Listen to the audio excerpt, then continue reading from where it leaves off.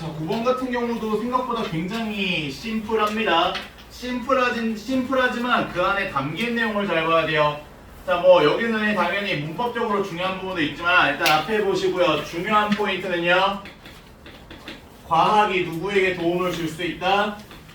동물에게 도움을 줄 수 있다가 핵심 포인트입니다. 그리고 과학이 동물에게 도움을 주기 때문에 어떤 당위성도 줘. 이렇게 과학이 동물에게 도움을 주는 방법을 알려줬기 때문에 우리가 고래를 보호해야 된다는 주장에 타당성을 준다고 얘기했단 말이야. 여기서 끝나면 되게 심플하고 쉬운 질문이야. 근데 여기서 한 단계 꽂아. 과학이 동물에게 긍정적인 부분도 있었지만 역사적으로 어떤 적이 더 많았다? 부정적인 결과를 초래하는 경우가 더 많았다라고 얘기한단 말이야. 여기서 약간의 반전이 들어가는 겁니다. 그리고 이런 부정적인 영향을 준 거에 대한 예시로 누구 얘기를 들어요? 늑대 얘기를 듭니다. 늑대 얘기를 들면서 늑대에게 어떤 연구가 우호적인 결과를 예상하고 한 실험이 늑대에게 피해를 줬던 것처럼 우리가 과학 결과로 도출돼서 고래를 도와야 한다라고 하는 결론이 늑대처럼 고래들을 해를 입히지 않는다라는 보장을 누가 확신할 수 있냐? 라는 의문으로 지문을 마무리하고 있단 말이에요. 이해돼요? 그래서 이 지문의 가장 큰 약점이자 함정이 뭐라고요? 한쪽이 긍정이라고 말하는 순간 틀려요. 과학은 동물에게 도움만 된다. 이런 only 같은 표현들 있죠. 글을 한정시켜버리는 only 같은 표현들 하면 다 틀린다고 보시면 돼요. 과학이 동물에게 도움을 줄 수 있다. 이거는 맞아요. 과학은 오히려 동물에게 피해를 입힐 수도 있다. 이거는 맞아요. 둘 다 맞아요. 근데 과학은 동물에게 좋은 결과만 제공한다. 과학은 동물에게 위협적인 결과만 제공한다. 라고 나오면 다 틀린 거. 이해하시겠죠? 과학의 뭐에 대한 이야기라고요? 양면성에 대한 이야기입니다. 양면성.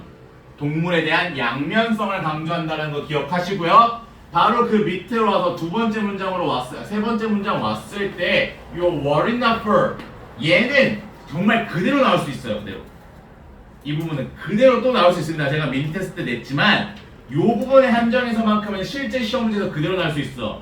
근데 어렵게 내는 근거는 어떻게 어렵게 낼 수 있어? were not for가 아니라 조건을 주는 거야. 무슨 조건? but을 들어가게 해라. 또는 without을 들어가게 해라. but을 들어가게 하라는 얘기는 but for 가정법을 아냐라는 걸 물어보는 거고 without을 넣으라는 건 without 가정법을 아는지 물어보는 거야. 이해되시겠어요? 그래서 이 부분이 정말 별표입니다. 그대로 시험 문제 또 나올 수도 있는 부분이었다. 도치된 가정법하고 그 외에는 뭐 문법적으로 크게 중요한 부분은 없었습니다. 다 쉬운 부분이었고요. 그나마 요 밑에 현재 완료 수동 익히 위에서 많이 반복됐기 때문에 눈에 익으셨을 거라 생각하고요. 아까 말한 것처럼 또 전치사 플러스 관계대명사 가장 기본적인 문제는 전치사를 지워버린다. 근데 오늘 제가 데일리에 냈던 것처럼 어떻게 나올 수 있어요? in의 man 뒤로 옮겨버리는 경우에 대해서는 충분히 생각해 보셔야겠죠. 나머지는 쭉 확인하시면 되겠고요. 10번으로 넘어갑니다.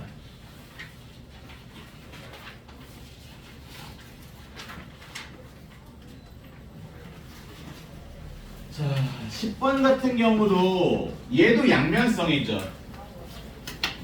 집단 지성은 개인적 지성보다 더 좋다, 더 많은 일을 할 수 있다. 오야. 근데 이게 어떻게 하면 틀린 문장이 돼요? 항상이라는 말이 들어가면 틀리게 돼요. 집단 지성이 항상 개인보다 좋은 결과를 도출해낸다. 이렇게 되면 틀린 문장이 된다. 이렇게 양면성에 대한 글이 나왔을 때는 뭐 진짜 아까 말한 것처럼 only류의 표현 또는 always의 표현 이런 표현들은 항상 조심하셔야 돼요. only랑 always가 들어간 순간 오답이 될 확률이 매우 높아지는 지문 유형들입니다. 그래서 이 지문을 여러분들이 읽고 해석할 때 포인트는 뭐냐? 집단지성이 도움이 되는 분야와 아닌 예시들. 집단지성이 오히려 집단 극단화 기억나시죠? 집단 극단화를 이끌 수 있다라는 내용을 이분법적으로 나눠서 글을 접근하셔야 돼요.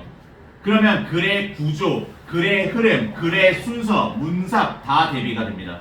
그래서 이 지문에 두 부분으로 나눠라. 집단지성에 대한 긍정적인 부분과 집단지성이 가질 수 있는 문제되는 부분으로 나눠서 봐라. 이게 포인트였습니다. 그리고 밑으로 내려서 좀 보시면요. 자, unfortunately 여기 나오죠? 미리 결과를 줍니다. 첫 번째 문장 주고요. 두 번째 문장 왔을 때 불행하게도 그것은 이게 포인트죠. 항상 사실은 아니라는 거야. 사실이 아니라는 건 아니야. 아까 말했죠? 항상 사실은 아니라는 거야. 아닌 경우도 있고 그런 경우도 있다라는 거야. 됐죠? 그래서 보면은 대부분의 지혜는 부분적으로 의존한다. 모든 판단이 독립적이라는 쭉 넘어가시면서요.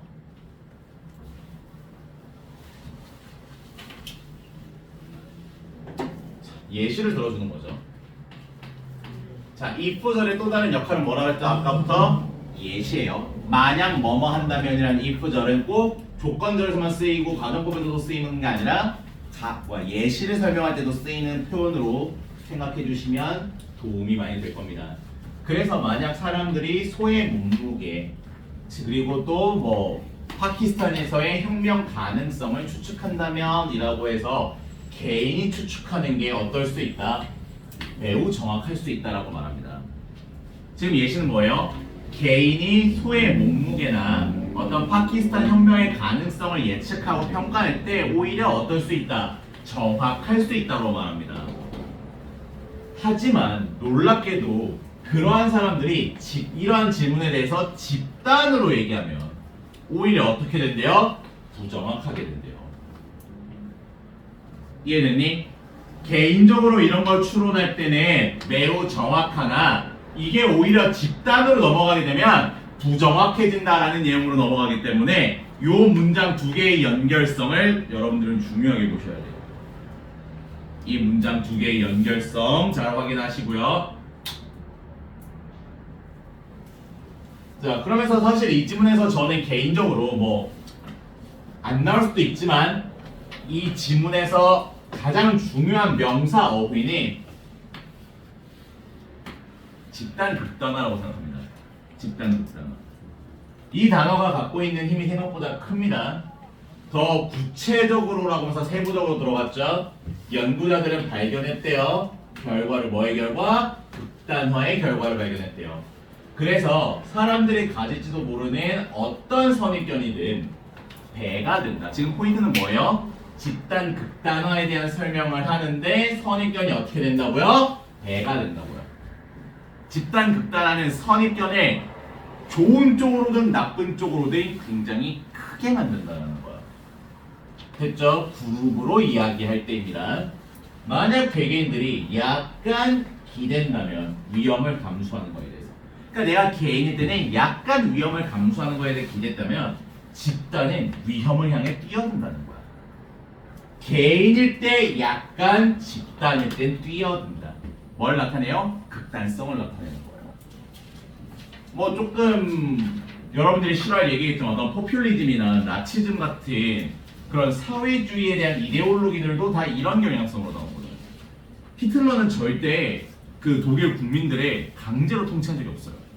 히틀러는 철저하게 민주적인 투표를 통해서 당선된 리더였습니다. 이해돼요? 그러니까 이런 공동체의 집단의 극단주의에 대한 부정성을 나타내주는 키워드가 바로 요 집단 극단화라는 거죠. 그래서 제가 문제를 내야 된다라고 생각을 한다면 저는 저 집단 극단화를 초점으로 하여 문제를 내거나 또는 집단 극단화를 근거로 한 어떤 순서 삽입, 문제, 뭐 내용 파악 문제 이런 거를 낼 수 있다고 생각을 합니다. 잘 기억해 주시고요.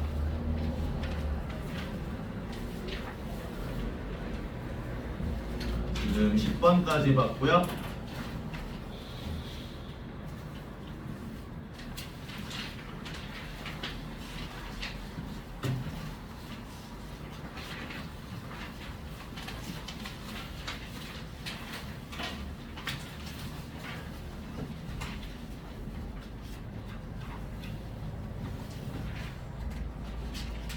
자, 빠르게 해서 4분 안에 11, 12 다 볼 수 있도록 하겠습니다.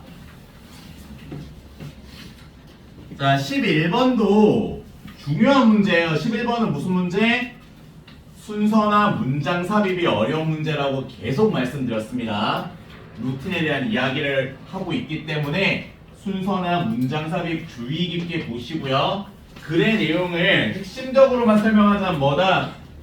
루틴을 만들면 우리 뇌에는 시냅스라고 하는 A와 B를 연결해주는 길이, 통로가 생긴다. 그리고 우리가 루틴을 통해서 그 행동을 반복하면 할수록 뇌에 연결된 시냅스는 어떻다? 더 강해진다. 더 강해지고 나서 이 루틴이 내 습관이 되고 나면 습관이 된 다음부터는 어려운 일이 더 이상 어렵지 않고 어떻게 느껴진다? 쉽게 느껴진다.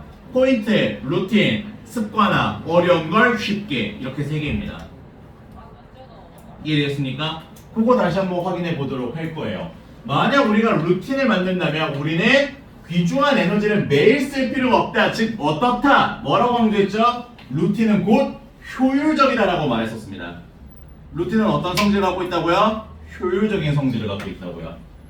우리는 단순히 소비해야만 한데요. 적은 양의 이걸로 많이 나오죠. 루틴이 효율적이라고 하기 때문에 우리가 뭔 착각해? 루틴에 많은 에너지를 써야 된다고 생각하는데 아니다. 초기에 적은 에너지 쓴다.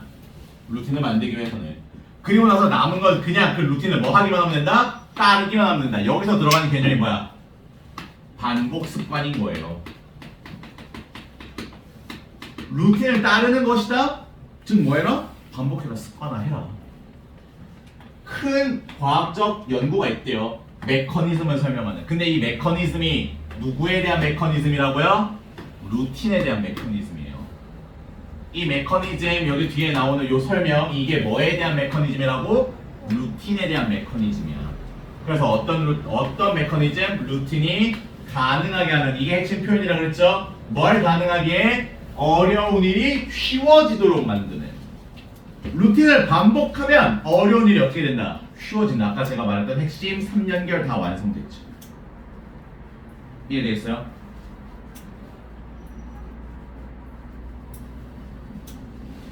그래서 이 부분은 이제 쭉 읽어보시면 위에서 말했던 거를 그냥 풀어서 연결하는 것 뿐이에요. 위에서 말한 게 핵심이고 그걸 이제 과학적 논리로 설명하고 있는 겁니다. 단순화된 이해는 우리가 반복적으로 특정한 일을 하면 즉 습관하면 반복한다면 뉴런, 신경세포들 그쵸? 뉴런이라고 하는 신경세포들이 뭘 한다고요? 새로운 연결을 만든다고요. 뭘 통해서? 소통 경로 뭐라고 불리는? 시냅스라고 불리는. 시냅스라고 불리는 소통 경로를 통해서 새로운 루틴, 아까 말했죠? 길 만든다고. 그리고 이 새로운 길이 많이 반복되면 반복될수록 길은 어떻게 된다? 길은 당연히 강해진다는 거야. 뭐와 함께 강해진다고요? 반복과 함께. 반복과 함께 강해지고 그것을 더 쉬워진다는 거야. 뇌가 그 활동, 여기서 말하는 그것들 연결들. 연결들이라는 건 뭐야? 우리가 루틴으로 행동하면서 반복하고 있는 행동들을 말하는 거야. 그 연결들을 활성화시키는 걸 더 쉽게 만든다. 그러니까 뭐가 되는 거야? 아까 위에서 봤던 어려운 일들을 어떻게 만든다? 더 쉽게 만든다. 이 지문의 내용일지 주제 요지 너무나 맛있어요. 지금까지. 얘기가 너무 좋아. 하나라도 제대로 이해 못하고 하나의 연결도 제대로 하나만 연결 삐끗해도 틀린 문장인지 맞는 문장인지 헷갈리게 만드는 아주 좋은 지문입니다. 자, 그 다음부터 이제 예시를 들어주죠. 예시를 들어줌으로써 우리가 내용 파악하는 데 도움이 되기 때문에 이 예시를 통해서 위의 지문의 내용 사실 확인 꼭 해보시기를 바랍니다. 자, 마지막 12번입니다. 30분이네요. 1, 2분이면 끝날 거예요. 자, 요 지문도 이거는 사실 문법적으로 크게 중요한 게 더비더비밖에 없기 때문에 자, 이 지문이 제가 뭐죠? 처음에 틱톡에 올렸었던 그 영상 부분에 들어가는 거거든요. 이 지문의 핵심은 뭐다? 종다양성은 뭘로 연결? 안정성. 그리고 그 안정성이란 말은 복잡성. 이 연결이 다 연결되는 거죠. 종이 다양하다는 얘기는 종이 어떻다? 복잡하다. 종이 복잡하다는 얘기는 종의 양이 많다. 양도 많고 수도 많다. 그리고 이렇게 되면은 한 종이 가지고 있는 영향력은 어떻게 된다? 줄어든다. 이게 핵심이었어요. 종이 다양하면 다양할수록 안정적이고 복합적이고 커져 복잡해지고. 근데 그런 상황 속에서 하나의 깽판, 하나의 교란은 영향력이 커진다, 작아진다? 작아진다. 그거에 대한 예시로 뭘 썼다? 경작 필드에서는 해충의 피해가 크다. 왜? 경작 필드는 종이 다양하다, 단순하다? 단순하기 때문에. 이해되세요? 그 내용만 파악해 주시면 어려운 부분은 없을 겁니다. 자, 너무너무 고생 많으셨습니다. 오늘 12번까지 마무리하는 걸로 해서 복습 수업 끝내고 금요일부터는 진도 이어서 나가겠습니다.